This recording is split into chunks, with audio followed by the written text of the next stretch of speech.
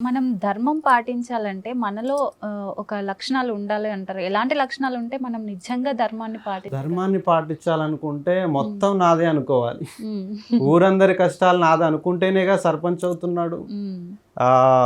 రాజ్యం అంతా నాది, అందరినీ బాగు చేయాలనుకుంటేనేగా సీఎం అవుతున్నారు. హ్మ్. అవును. ఈ ప్రాంత సంరక్షకులు ధర్మాన్ని ఖచ్చితంగా పాటించాలి. హ్మ్. వాళ్ళే దాచుకొని మూటలు వెనకేసుకుంటే వాళ్ళ కిందున్నోళ్ళు వాళ్ళు కూడా దాచుకుంటారు. అవును. అందరు చెడగొట్టే వాళ్ళు ఉంటే ఈ భూమి ఎలా బాగుపడుతుంది? హ్మ్. అంతే కదా. అవును. అది ఒక విఘ్నత ఉపయోగించాలి. హ్మ్. ధర్మంని నిజమైన నాది అనుకునే దాంట్లోనే ఆ ధర్మాచరణ మొదలవుతుంది. హ్మ్. ఇప్పుడు మీరు నాకు తెలుసు, మీతో కానీ ప్రజలతో కానీ అందరూ నా వాళ్ళు అనుకున్నాను కాబట్టి వచ్చి మాట్లాడుతున్నా. అవును. తెలుసుకోవాలి, నా గురించి ప్రజలు తెలుసుకోవాలి, ప్రజల గురించి నేనేం తెలుసుకున్నానో చెప్పాలి. హ్మ్. అందరి కష్టాల గురించి ఈరోజు నేను వచ్చి మాట్లాడేది. అవును. అలాగే నా ప్రయాణం కూడా ఎలా ఉందో మాట్లాడుతున్నా. హ్మ్. ఇది సమస్యని ఎవరైతే కట్టుదిట్టంగా అర్థం చేసుకొని మార్చగలిగేటువంటి శక్తి ఎవరైతే, హ్మ్.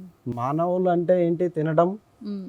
పడుకోవడం, అవసరాలు తీర్చుకోవడం. ఇంతలోపే ఒక 80% పబ్లిక్ ఆగిపోతున్నారు. అవును. ఎవరైతే మానవాతీతమైన ప్రయత్నం చేసి నాయకులుగా కానీ సేవకులుగా కానీ ఈ అందరి కోసం మొదలవుతారో హ్మ్. వాళ్ళే దైవాతీతులు, వాళ్ళే నిజమైన దేవుళ్ళు. వాళ్ళు రక్షిస్తున్నారు కాబట్టే ఇవన్నీ బాగుంటాయి. హ్మ్. కాబట్టి ధర్మం జాగృతిని ఇలా తెలుసుకోవాలి.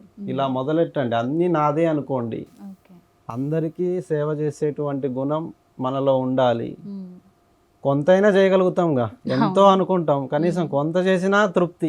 ఈ రోజుకి వర్క్ చేసామనే తృప్తి. హ్మ్. అలా ఎదుటి వారిని మనం సమీకరించుకొని ఓకే. తెలుసుకొని మనల్ని వారిని అందరినీ రక్షించుకునేటువంటిది ఉంటేనే హ్మ్.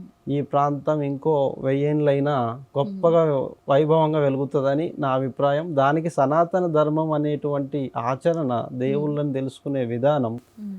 చాలా మేలు చేస్తుంది. అనుకునే ఖచ్చితంగా జరుగుతాయి.